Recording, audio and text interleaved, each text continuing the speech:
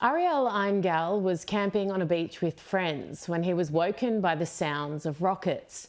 The first thing he saw, Hamas terrorists in boats approaching the shore from all directions. Can you imagine?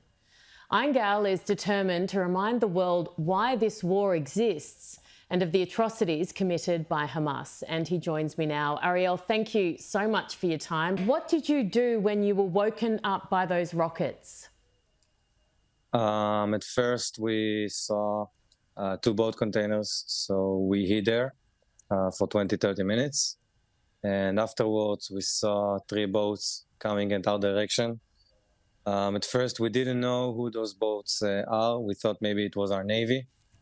And they started shooting at us, and we realized that this is Hamas terrorists. So we screamed to everyone, it's terrorists, run. And we ran as east as we could, as far as we could from the beach, until we got to the Biziki military base, the one that you're seeing right now in the video. And we hid there for a couple of hours. And finally, we decided that we need to leave this place. So we took the cars and started to run away from there. During our run, at first, the ways took us to the Gazan border, and when we realized that, we took a U-turn, and then we tried to get out to the main road, and when on that road we saw two big police cars, and we thought they are really police officers. So we screamed at the driver to slow down because it's cops and they will shoot us, and he didn't slow down, luckily for us. Because when we got maybe 30 meters from there, I saw a dead body lying on the ground, all dressed in black, just like a police officer in Israel. And suddenly the dead body woke up and started shooting at us, and it was Hamas terrorists. And in this second, those terrorists from the bushes from the side started firing at us too. And we found ourselves in the middle of an ambush, getting hit from every direction. And my friend just kept driving and got us out of there. My two friends that were driving the car are Bedouins, which are Muslims minority who lives in Israel. So this is the proof. This is one of the proof that Hamas did not target only Jewish people. They didn't care if it was Muslims, Christians, or Jewish. They just wanted to kill everyone, and they almost killed my friends there. When we got out, our friends were still back, and one of our cars of the friends got hit by the ambush too, exactly the same. An officer lying on the ground, pretending to be dead, and afterwards shooting from every direction.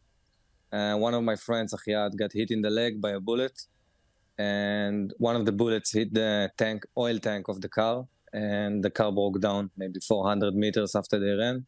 So they had to live by foot, and they seek shelter in a broken building that they found on the road, and they hid there for 30 minutes until they heard a car driving by. So Achiad, with a bullet in his leg, just jumped out of this building, ran a couple of, 100 meters, and just screamed at the driver to slow down and save them. Luckily for them, it was the Israeli forces, so they took him and they banded it and they got him into the ambulances. And the other cars of our friends, we managed to warn them that we're in the middle of an ambush. So they went back into the base and hid there for another 7 hours, just praying, hoping that the IDF will get to them before Hamas will. And luckily for us, they did. But this story doesn't end so well for us. There were 35 people who got killed, got murdered that day on that beach.